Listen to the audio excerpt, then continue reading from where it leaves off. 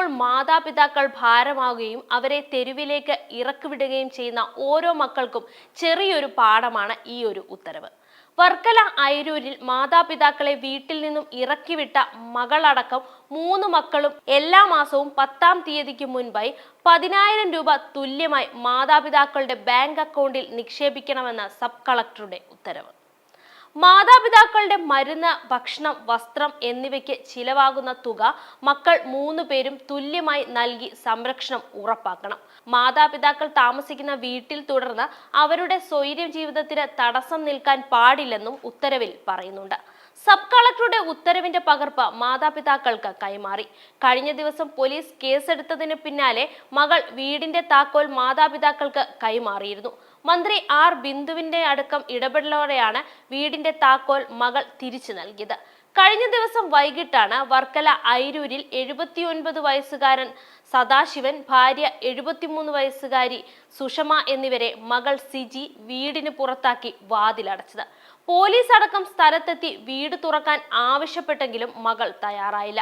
പിന്നാലെ അർബുദ രോഗിയായ സദാശിവന്റെയും ഭാര്യ സുഷമയുടെയും ആശുപത്രി രേഖകളും മരുന്ന് കവറുകളും ജനൽ വഴി മകൾ പുറത്തേക്കിടുകയായിരുന്നു. അച്ഛനെയും അമ്മയെയും ഏറ്റെടുക്കാൻ സമീപത്ത് താമസിക്കുന്ന മകൻ സാജനും തയ്യാറായില്ല. തുടർന്ന് പോലീസ് മാതാപിതാക്കളെ ഷെൽട്ടർ ഹോമിലേക്ക് മാറ്റാൻ തീരുമാനിച്ചെങ്കിലും ഇവർ മറ്റൊരു ബന്ധുവിന്റെ വീട്ടിലേക്ക് മാറി. വൃദ്ധരായ മാതാപിതാക്കളുടെ പരാതിയിന്മേൽ മകൾക്കെതിരെ പോലീസ് ജാമ്യമില്ലാ വകുപ്പ് പ്രകാരം കേസെടുത്തു. പ്രായമായ മാതാപിതാക്കളെ സംരക്ഷിക്കാത്തതിനും സ്വത്ത് തട്ടിയെടുക്കാൻ ശ്രമിച്ചതിനും വഞ്ചനാ കുറ്റത്തിനുമാണ് അയിരൂർ പോലീസ് മകൾ സിജിക്കും ഭർത്താവിനുമെതിരെ കേസ് രജിസ്റ്റർ ചെയ്തത്. പോലീസ് കേസെടുത്തതിന് പിന്നാലെ വിഷയത്തിൽ അന്വേഷിച്ചു വേണ്ട നടപടികൾ സ്വീകരിക്കാൻ ഉന്നത വിദ്യാഭ്യാസ സാമൂഹ്യനീതി മന്ത്രി ഡോക്ടർ ആർ ബിന്ദു സാമൂഹ്യനീതി വകുപ്പ് ഡയറക്ടർക്കും RDOയ്ക്കും നിർദ്ദേശം നൽകി. കേസെടുത്തതിന് പിന്നാലെയാണ് വൃദ്ധ ദമ്പതികൾക്ക് വീടിന്റെ താക്കോൽ തിരികെ ലഭിച്ചത്.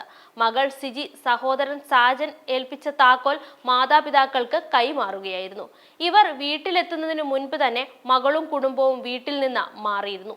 സ്വത്ത് തർക്കത്തിന്റെ പേരിൽ നേരത്തെയും അച്ഛനെയും അമ്മയെയും സിജി വീട്ടിൽ നിന്ന് പുറത്താക്കിയിരുന്നു.